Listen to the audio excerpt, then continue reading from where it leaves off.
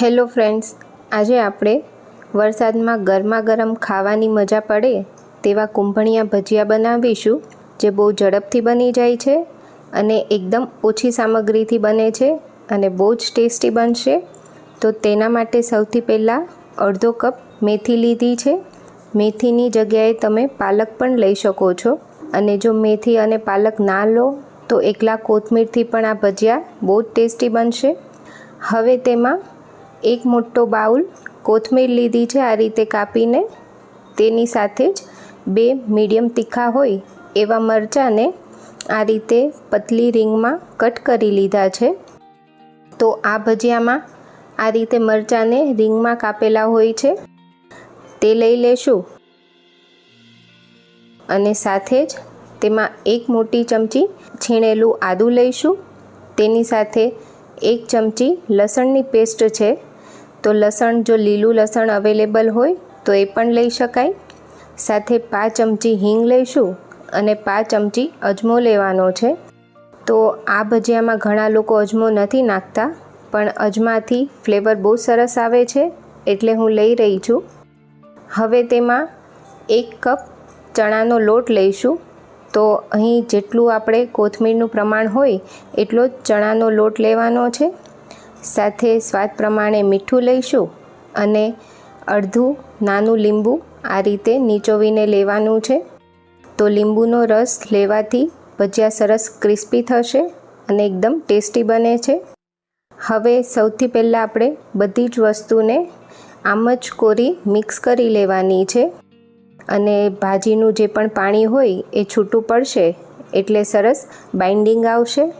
અને એ પછી જરૂર પ્રમાણે એકદમ થોડું પાણી લઈને પહેલાં એકદમ કઠણ એવો ભજીયા માટેનો લોટ બનાવીશું।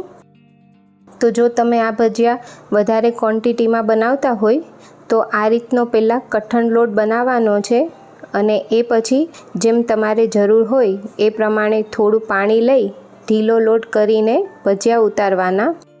તો અત્યારે આપણે તેમાં થોડું વધારાનું પાણી નાખીશું અને ભજીયા પડાય એ રીતનું મીડિયમ થીક ખીરું બનાવી લઈશું। તો અત્યારે જોઈ શકાય છે કે ખીરું સરસ તૈયાર થઈ ગયું છે, અને આ રીતે જોઈ પણ લેવાનું કે તેમાંથી આ રીતે નાના નાના ભજીયા પડે છે કે નહીં। અત્યારે આપણું ખીરું પરફેક્ટ બની ગયું છે। હવે આપણે આ ખીરાને રેસ્ટ આપવાની જરૂર નથી, તરત ભજીયા પાડીશું। તો અહીં તેલ ગરમ કરી લીધું છે, અને એ તેલમાંથી આપણે 1 ચમચી તેલ ખીરામાં લઈ લઈશું અને સરસ મિક્સ કરી લેવાનું છે।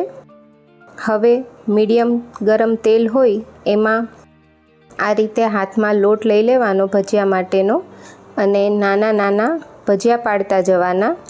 તો હાથ આપણે બહુ જ ઉપર નહીં રાખીએ, નહીંતર તેલના છાંટા ઉડે અને દાઝી જવાય। તો આ રીતે આપણે બધા જ ભજીયા પાડી લઈશું, અને નાની સાઈઝના ભજીયા પાડવાના છે। તો કુંભણિયાને તળાતા બિલકુલ વાર નથી લાગતી, એકદમ નાની સાઈઝના ભજીયા હોવાથી એકદમ ફટાફટ તળાઈ જાય છે। તો બસ આવા હલકા ગુલાબી થાય એવા આપણે બધા જ ભજીયા તળી લઈશું। તો ગરમા ગરમ કુંભણિયા ભજીયા તૈયાર છે, અને આવી જ રીતે આપણે બધા જ ભજીયાને તૈયાર કરી લઈશું।